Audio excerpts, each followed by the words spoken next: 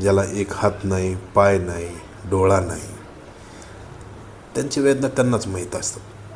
तर आपण त्या वेदना विचार बी करू शकत नाही.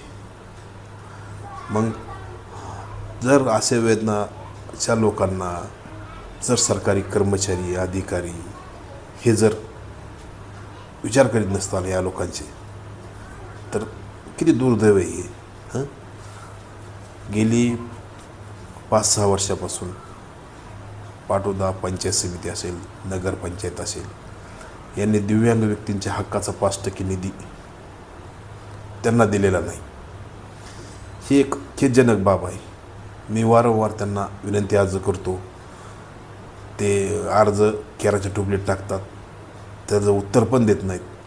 पाटोदा पंचायत समितीचं असं आहे की पाटोदा पंचायत समितीला 6 महिन्याला व्हिडिओ बदलतो आणि तो व्हिडिओ आला की एक व्हिडिओ आला की दुसरं उत्तर देतो, दुसरा व्हिडिओ आला की तिसरं उत्तर देतो आणि मला व माझ्या संघटनेला दिशाहीन करतो.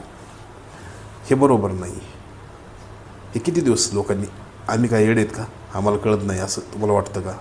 नाही, आम्हाला तुमची पूर्ण माहिती, तुम्ही काय करता, तुम्ही तुमच्यापाशी कशामुळे तुमची 6 महिन्याला बदली होते हे आम्हाला सर्व माहीत आहे. पण आम्ही ते बोलत नाही.